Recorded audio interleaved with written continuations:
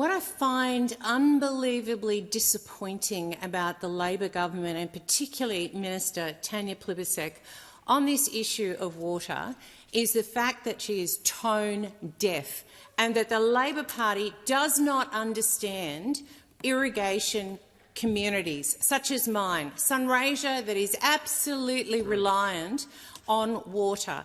We have in my patch, particularly in the Gunnawara Shire, a situation where we now have a patchwork quilt. This is the history of buybacks. That awful time when buybacks did occur, when farmers who were doing it tough, as they do from time to time, decided, nah, I just can't keep going. I have to sell my water so that I can live a retirement. That has created a patchwork quilt of dead land right next to farms that are still irrigating. What we are going to see, and the risk with this bill, is that we will see our food and fibre production in Australia depleted, our overall value in horticulture and agriculture depleted, and it is our communities, our regional communities, that will be suffering.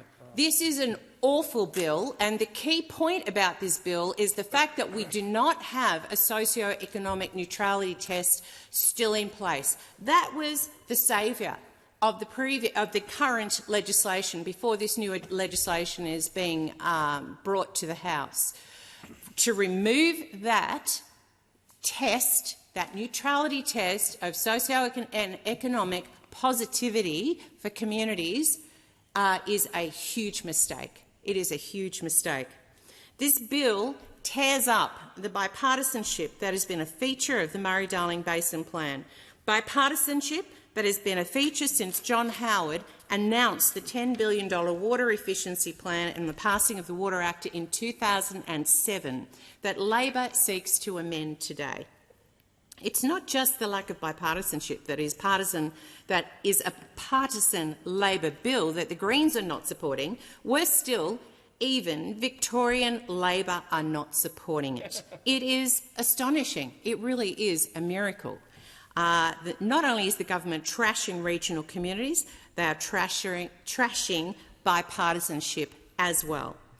The bipartisanship that has been a feature of the Basin Plan thus far carried through to when the Coalition was in government, with the Nationals striking an agreement with all basin states to guarantee that neutrality test. The primary target of the buyback agenda, Minister Plibersek seeks to push through by the end of this parliamentary year. That neutrality test was the safeguard implemented by former Labor Water Minister Tony Burke, at a time when he actually understood what was going on and the risks that are now being posed to regional communities. Now, the new minister is dumping this central component of the Basin Plan. Labor's intent to buy back annual water licences must be considered alongside how much irrigated agriculture or horticulture has already been sold in the basin. In a column in the Daily Telegraph on the 25th of August, the acting CEO of the New South Wales Irrigators Council, Christine Freak, stated that the Basin Plan has already removed 2,100 gigalitres from farming, on top of 875 gigalitres, she says, came out prior to the plan. People have always struggled to get their heads around the gigalitres and megalitres, or the number of Sydney harbours of water I'm talking about here. But Labor has never got its head around the socio and economic cost of water surrendered by farmers. In 2015, the then CEO of the National Irrigators Council, Tom Chesson, said in a Senate inquiry submission that the gross value of irrigated agricultural production across the basin was $1,135 per megalitre. So 8 years on, you can take that as a conservative figure and note that the near 3,000 gigalitres of that has left production, according to the New South Wales Irrigators Council. And it equates to annual production losses of $3 billion, again rounding down to be conservative. In today's money, you could say $3.5 billion per annum in direct income.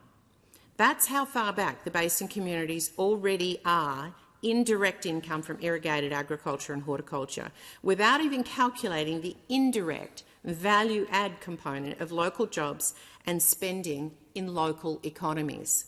In my electorate of Mallee, the Mildura Swan Hill region is expected to have a gross value of production in horticulture of $2.2 billion by 2029-30. We are on a great and positive trajectory after the damage of the Millennium Drought. But now, this Water Minister wants to seriously compromise the projected growth in my electorate through buybacks. The National Farmers Federation Water Chair, Malcolm Home, claims the minister is in effect saying the new round of buybacks will exceed 1/3 of the remaining recovery target, which is close to 1,000 gigalitres. If the NFF are right and say 300 gigalitres to be recovered via buybacks, there goes around $300 to $350 million more in direct income from irrigated agriculture and horticulture. Again, not to mention the indirect flow-on economic and social impacts to our local communities. This is a point the National Irrigators Council made in 2018, and we in the National Party listened. Their submission to the Productivity Commission stated, and I quote, "Assessment of water recovery as being cost-effective must take into account a full range of flow-on impacts and strategic value of targeted purchases.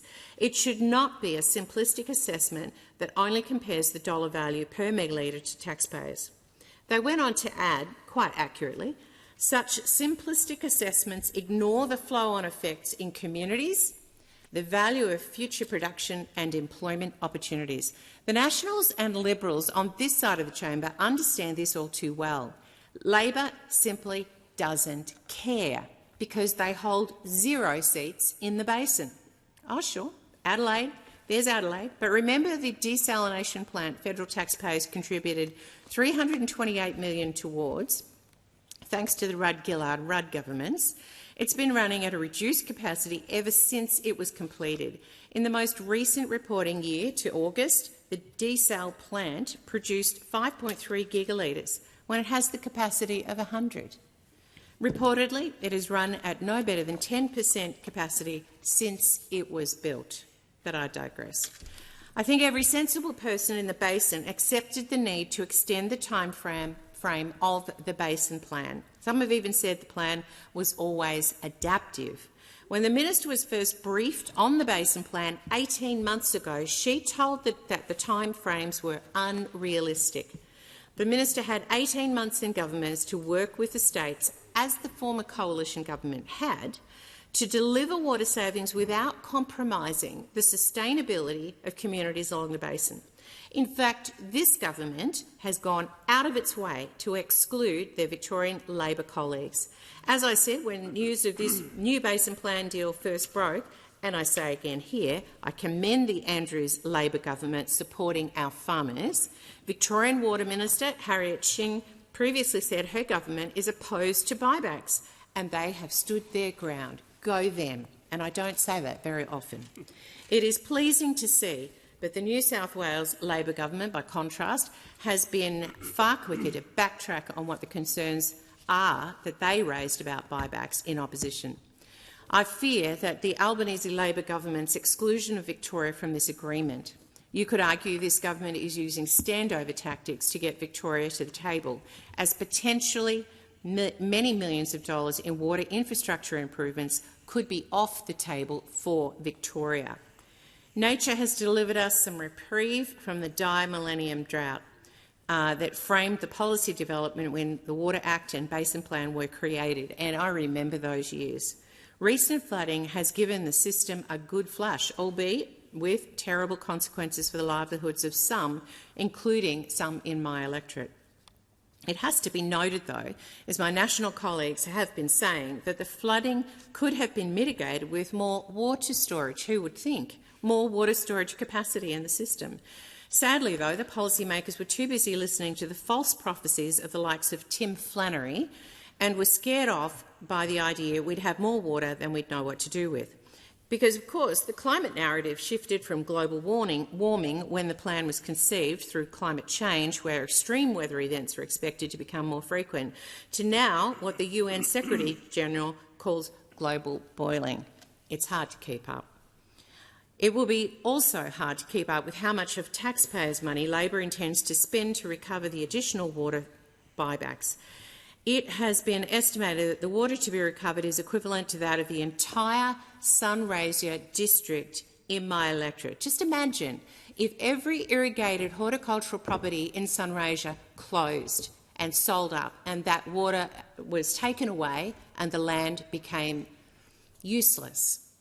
The economy would wither as fast as the vines and the fruit trees, and that would at least be more visible than the reality Labor proposes in this bill, the invisible devastation of growers exiting the industry again all across the basin.